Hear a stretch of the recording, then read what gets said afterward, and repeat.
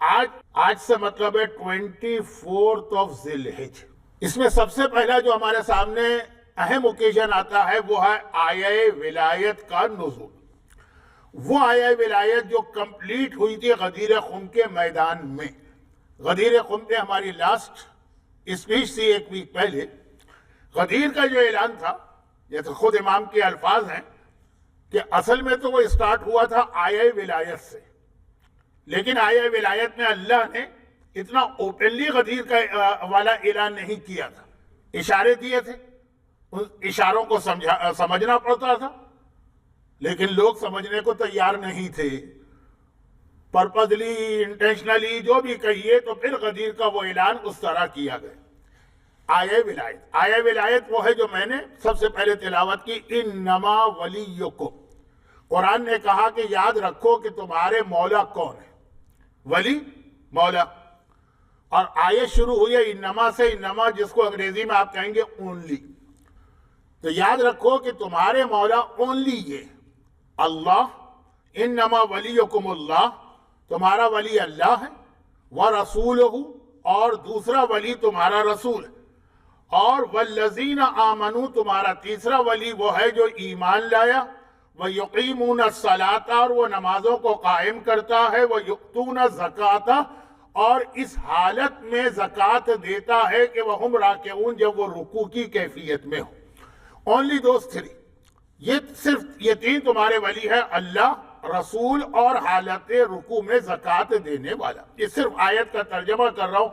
یہ آیت نازل ہوئی تھی 24 ذی الحج کو، اور اس میں جو قرآن کے آیت کے الفاظ ہیں، یہی الفاظ پیغمبر نے اپنے انداز سے غدیر خم میں بیان کی۔ فَإِنَّ اللَّهَ هِيَ مَوْلَايَ وَأَنَا مَوْلَاكُمْ وَمَنْ كُنْتُ مَوْلَاهُ فَهَذَا عَلِيٌّ مَوْلَاهُ، اللہ میرا مولا ہے، میں تمہارا مولا ہوں، اور جس کا میں مولا ہوں اس کے مولا علی ہے۔ تو یہی آیہ ولایت، اللہ کی مولا ہونے کا اعلان، اناؤنسمنٹ، رسول کے مولا ہونے کا اناؤنسمنٹ، اور پھر حالت رکوع میں زکوٰۃ دینے والا، اور پھر وہی غدیر خم کا میدان۔ تو غدیر کا اسٹارٹ ہو گیا تھا آیہ ولایت کے نازل ہونے سے، اور ہر ایک کو واقعہ معلوم ہے، لیکن اس واقعے کی مختصر روایت دوبارہ سن لیجیے، گرچہ ہر ایک کو معلوم ہے، اور میرے پاس آج کہنے کو بہت ساری باتیں ہیں، لیکن مختصر روایت۔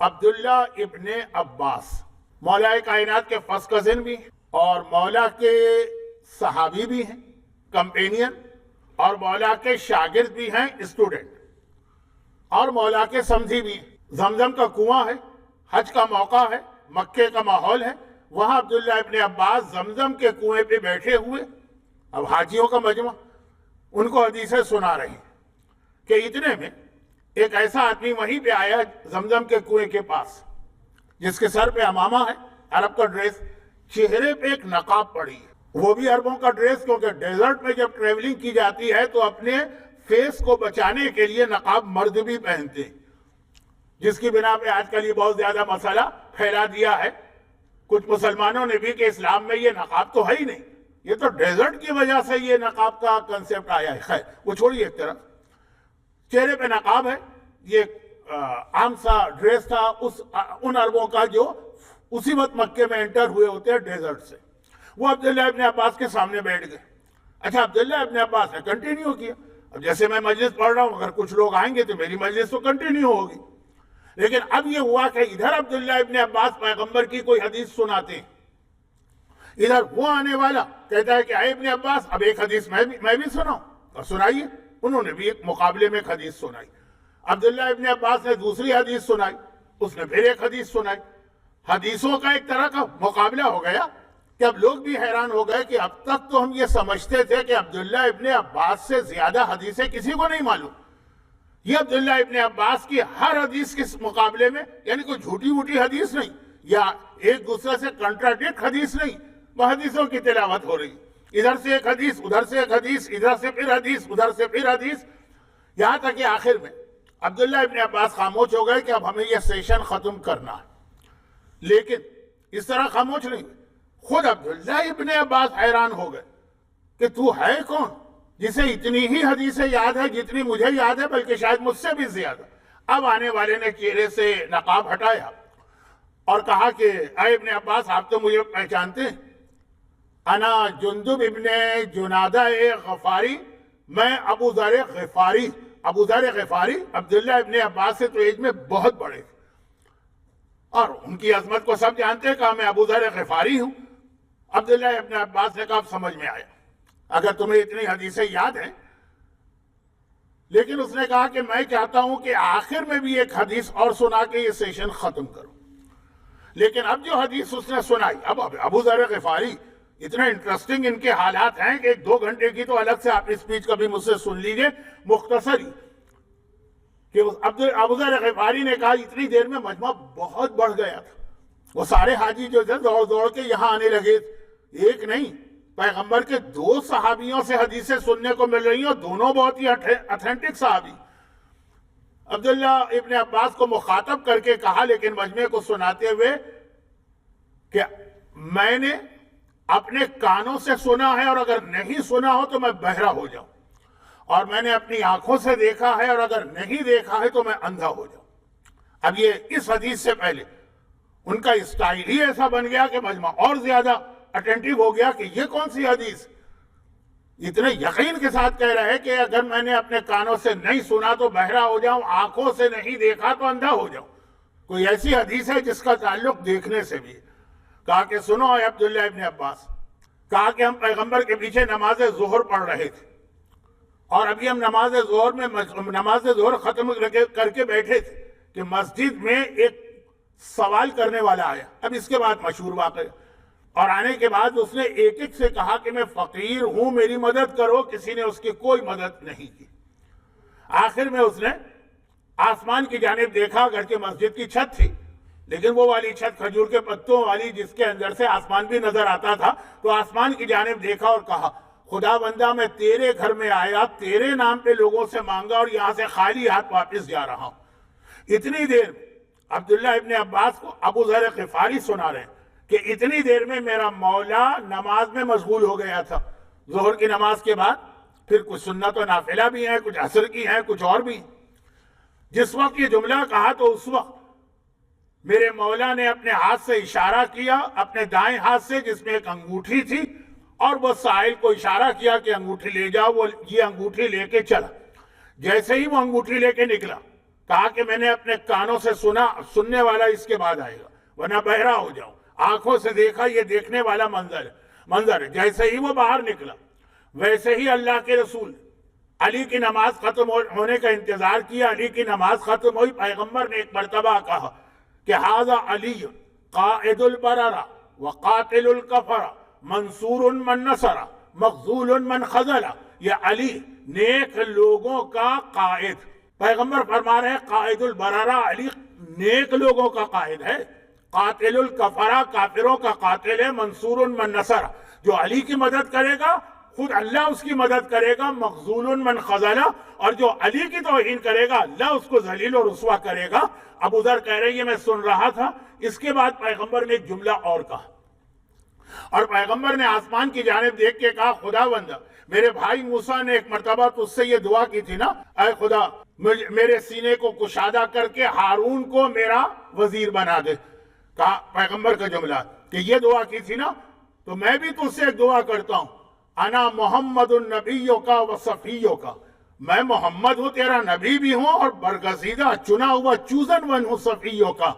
اللہم اشرح لی صدری، تو میرے سینے کو کشادہ کر دے، ویسر لی امری، میرے کام کو آسان کر دے، وجعل علی وزیرا من اہلی، علی کو میرا وزیر بنا، اور وشدد بہی ظہری، اس کے ذریعے میری کمر کو مضبوط کر دے۔ اور جبرائیل یہ آیت لے کے نازل ہوئے انما ولیکم اللہ ورسولہ والذین آمنوا الذین یقیمون الصلاۃ ویؤتون الزکاۃ وہم راکعون، حالت رکوع میں زکوٰۃ دینے والے۔ آئے عبداللہ ابن عباس اگر میرے کانوں نے یہ نہ سنا اور میں جھوٹ کہہ رہا ہوں تو بہرا ہو جاؤں، میری آنکھوں نے یہ نہ دیکھا ہو کہ علی نے اس طرح انگوٹھی دی تو میں اندھا ہو جاؤں۔ یہ واقعات 24 ذی الحجہ کو پیش آیا، اور اس کے بعد اس سے ریلیٹڈ 2-3 باتیں اور ہیں لیکن اب میں چھوڑ رہا ہوں صرف یاد دہانی کے لیے۔ اور یہ روایت ابو ذر کی چونکہ کم پڑھی جاتی ہے میں نے پڑھ دی، یہ آج کی پہلی مناسبت ہے 24 ذی الحجہ کو۔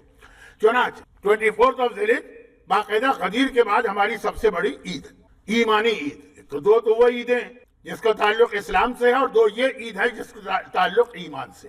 مباہلے کے دن اعمال کم ہے، غدیر کے دن اعمال بہت زیادہ تھے، وہ آپ نے اعمال کر لیے، پاک و پاکیزہ ہو گئے، گناہ معاف ہو گئے، اللہ نے خطائیں معاف کر دی، علی کے راستے میں لگائے۔ اب اعمال کم ہیں، جو اعمال ہیں ان میں نمبر 1 تو غسل ہے، البتہ وہی اصول کہ آیت اللہ سیستانی اور اس سے پہلے مرحوم آیت اللہ خوئی اور آج بھی شیخ فیاض اور بڑے بڑے مراجع مباہلے کے غسل کی روایت کو ویک سمجھتے ہیں۔ البتہ ایک جملہ لکھتے ہیں عید مباہلے کا غسل اتھینٹک حدیث میں نہیں ہے، مباہلے کا غسل اتھینٹک حدیث میں، یہ جملہ لکھتے ہیں، اس کو سمجھ لیجیے۔ عید مباہلہ یعنی 24 ذی الحجہ کا جو واقعہ، اس کی حدیث، غسل کی حدیث، واقعے کی نہیں، غسل کی حدیث اتنی اتھینٹک نہیں۔ لیکن اگر کبھی آپ کو اپنے دشمن سے مباہلہ کرنا پڑے، اس کے بعد اسلام میں مباہلہ باقاعدہ ایک عبادت بن کے شامل ہو گیا۔ اہل بیت نے تو مباہلہ کیا، لیکن جس طرح اہل بیت نے نمازیں پڑھی، پہلی نماز علی نے پڑھی، تو اب قیامت تک کے لیے نماز ہم کو پڑھنا ہے نا۔